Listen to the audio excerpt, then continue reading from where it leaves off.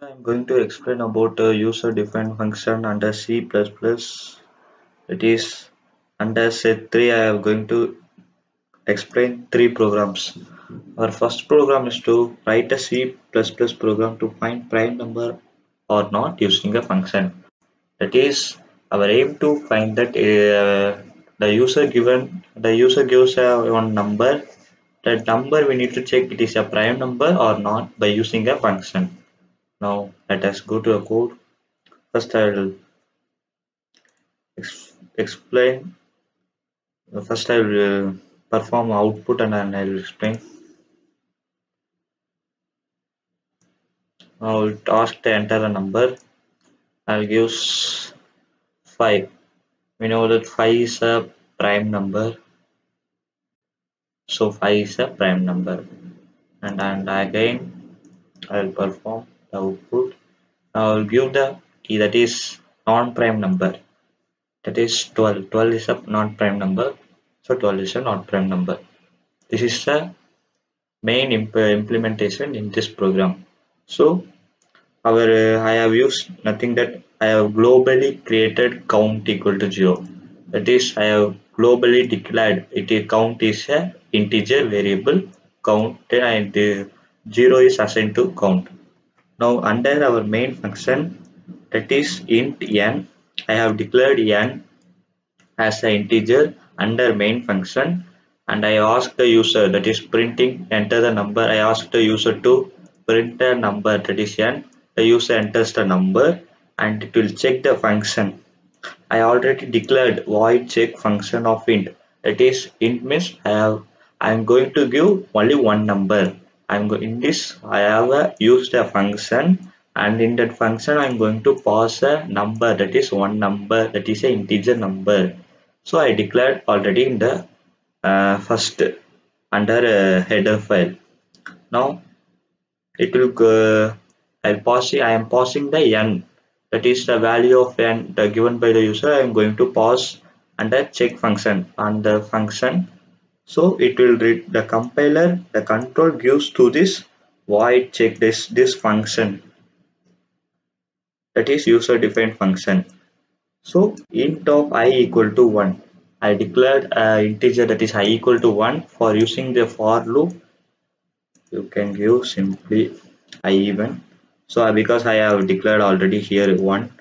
So if I less than or equal to n, if you give in that example I have given 5. So it will, if n equal to 5 means it will assign n equal to 5. So 1 is less than or equal to 5. Yes. So it will perform I++, that is the post increment. It will increment the I value after the for loop execution. That is the use of post increment. So n equal to 5. So it will divide n divided by 1. That is 5 divided by 1 equal to 0. Yes.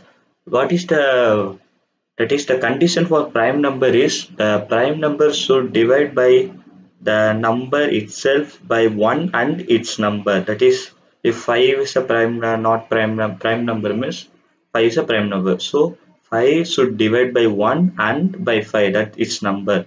That is the two condition for prime number. If more than perform the two condition, it is not a prime number. So it will check if 1 it is divided by 1, that is equal to 0. Yes. And another condition is to divide by 5, that is up to it comes to 5, and if I assign to 5, so 5 divided by 5 equal that is percentage, that is remainder equal to 0. Yes. Now count will perform the two condition if check, that is it perform that I equal to 1, that is while I equal to 1 equal to 0 means it will check yes, it will perform, and it will check its number it came 5, it came means it will check it will count again, it will count. If non-prime number it came means what will be, if 12 I given that in the output, if 12 becomes n, from 1 to 12 it will check, it will perform from 1, yes it will perform, so count became 1, and it will go for I becomes 2, 12 by 2, it will, yes, it will divisible, so it will perform 2. So third table also it will be divisible, so 3. Fourth table also divisible, 4. Fifth table not divisible, so again it will go for 6. Sixth table divisible, 7 not, 8 not, 9 not, 10 not, 11 not, 12. 12, yes, 12 it will be divisible, so it will perform, it will increment until the n divisible by I. So that is the condition we have been used. So it will check the condition and it will be, that is I have that's why I have used count as a global variable. So it will change the value, and it will, after performing this function, it will check if count equal to 2, because our prime number condition is only 2, that is it is divisible by 1 and its number. If perform only 2, that is count if 2, it is a prime number, otherwise it is that is if it is more than 2 or less than 2, it is not a prime number, we can say easily. So this is the program I have, this is we can say the call by value function. I'll explain that is, oops, that is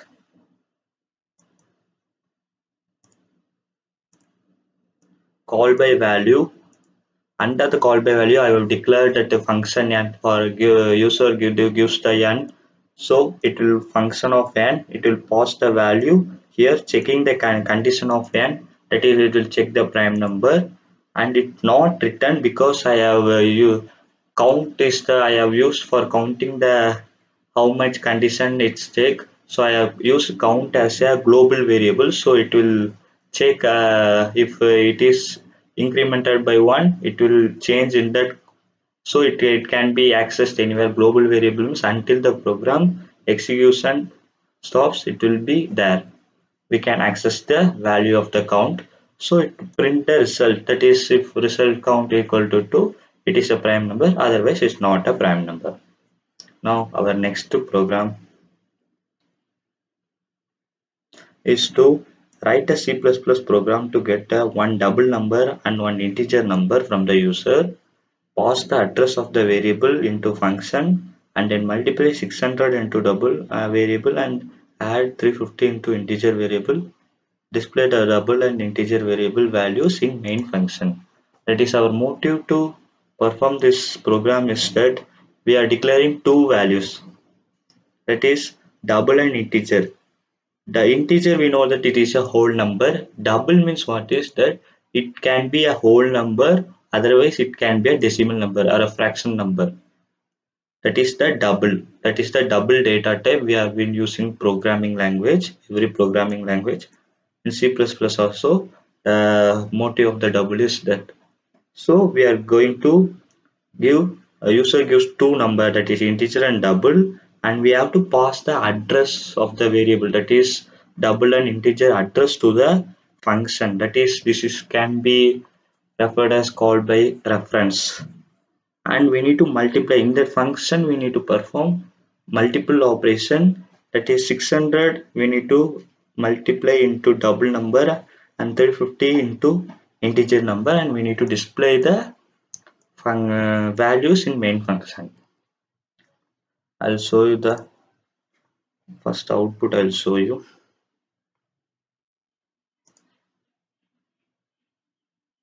First, it asks enter a double number. That is, it can be a whole number or fractional number. I simply for our convenience, I given 12, and it asks enter the integer number. I'll give 2. So it will ask double is multiply into 600. That is 12 into 600. It will give 72. So integer number is 2, and I multiply with 350. 350 into 2, 700. 12 into 600, 12 into 6, 72. So it can be 12 into 600, 7,200. So this is our program. I'll explain the code. Simply like last program I have given, like I created a two function, that is I have been declared, but I have passed passed the integer variable and a double, passing the that argument integer and double, because that is the program we have to do, integer number and double. But I have assigned here ampersand symbol. That means while in main function, while after getting two numbers, while I am passing the value function of n comma a, here I already declared I am going to get not the value, only the address of the n and a, that is integer and double. Only I am going to get address of the variable. So it will get only the address, not the value. After getting the address, after the compiler comes to this function, it will goes for the compiler gives the control to this function. It will get address of n and a. After address of giving address of n and a, I am multiplying a double number into 600 and integer number into 350. Only I am performing, only I am changing the values. That's all. I am not doing anything. Only I am changing the values. After what I have done, again I am printing the given, that is integer value and double number, that is integer value and double value. Now what will we do? This is called by reference, that is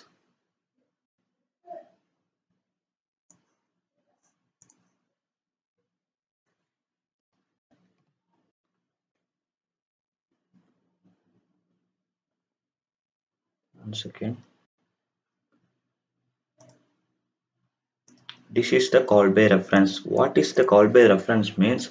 I have already given function a comma n. I passed the values into the function a comma n, calculating the value of a and n. That is, I am changing the values. After that, what will by call by reference? What will happen? This is the difference between call by value and call by reference. In call by reference, I have passing the values. That is, you see that in our program I passing the address of an a and address of n and address of a. Now what will happen? The address is passed to this function.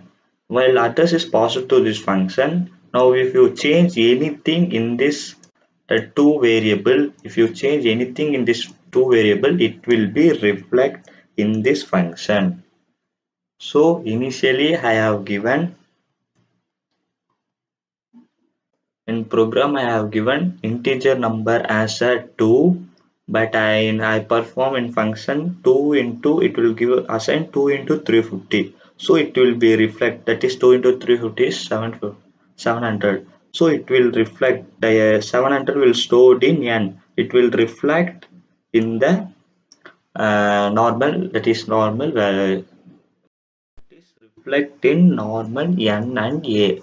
So whatever you change when call by, that is when we passed call by reference method, when you pass address of any variable into another function, and if you're changing the values of the variable, it will reflect in the main function. Then that at the time you printing, it will show the changed value. This is our second program.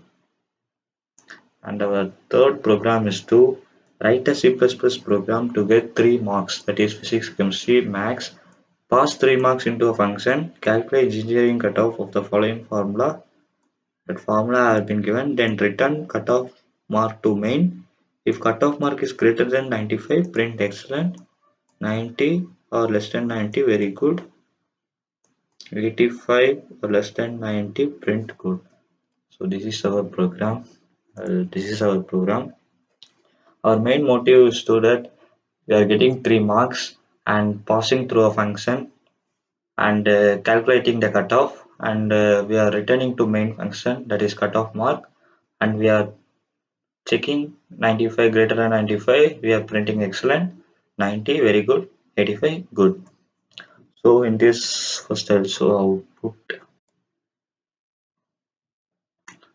So it asks physics marks, I'll give 98, maths mark 99, chemistry mark 97.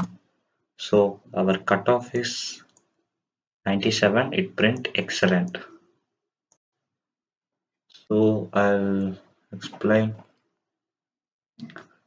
As usual in our the two programs we have started, as usual I declared a function, but I have declared in this int because in this because in our that before we have shown the two programs, in that I have declared void, because in this I have declared int, because y means I have to return the cutoff mark. If you use void, you cannot be return any value. If you use int, you need to put return, that is you are returning some values to the function. That is why I used the int.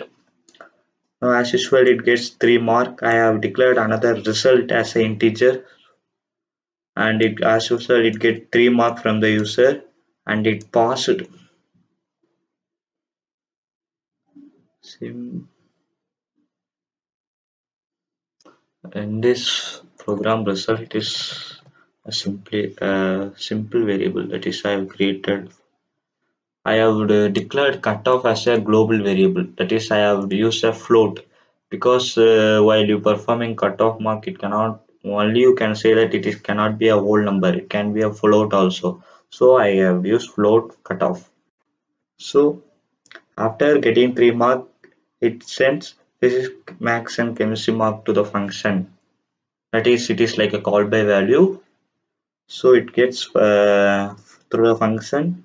I have declared and that header, that is after the header, that is after library function, I have declared 3 integer, that is I am going to give 3 integer number. That's why I have include 3 integer in the function declaration.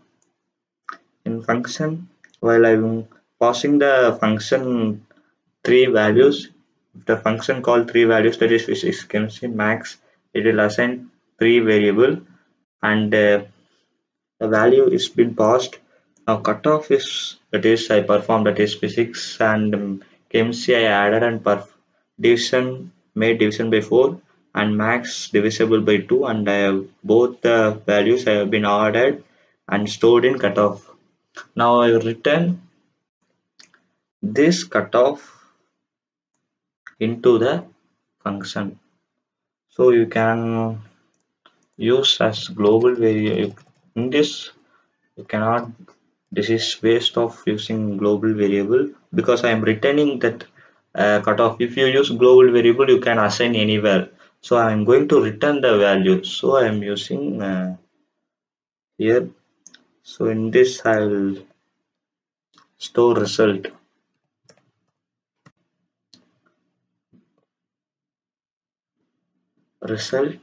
So I will, again I will create another variable result. So now the cutoff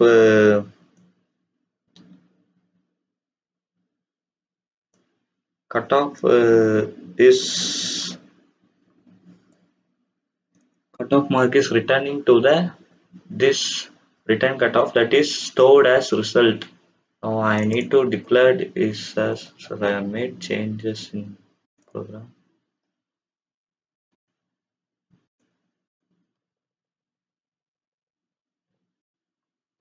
I need to print here result, this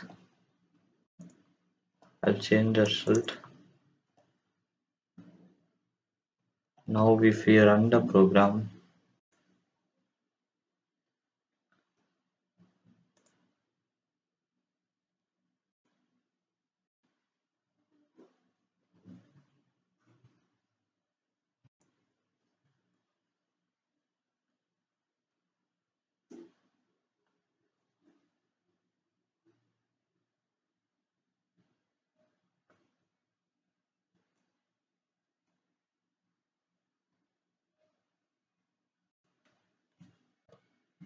I'm declaring here float.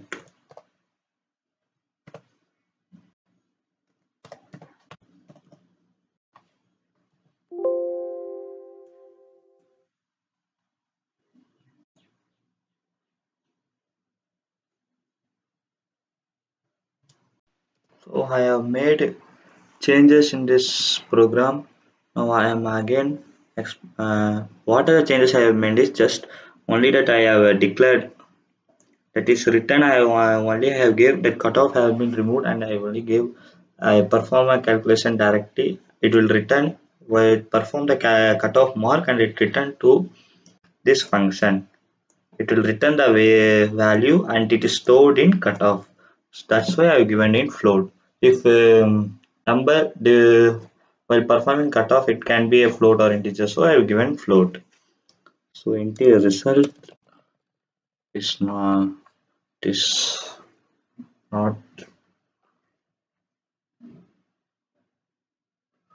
not needed. The result variable is not needed, so I have removed.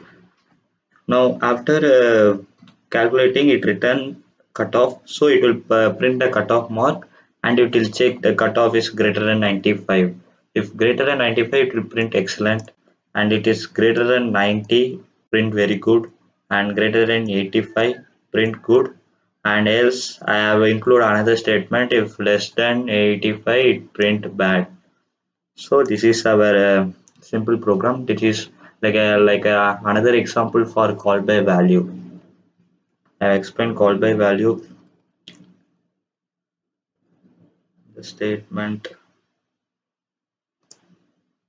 that is, so call by value, that is the function. It will pass the argument. Here we are passing 3 argument, and it will check. Here in this third program, I am not checking any condition. Only I am calculating the cutoff mark, and I am giving here return.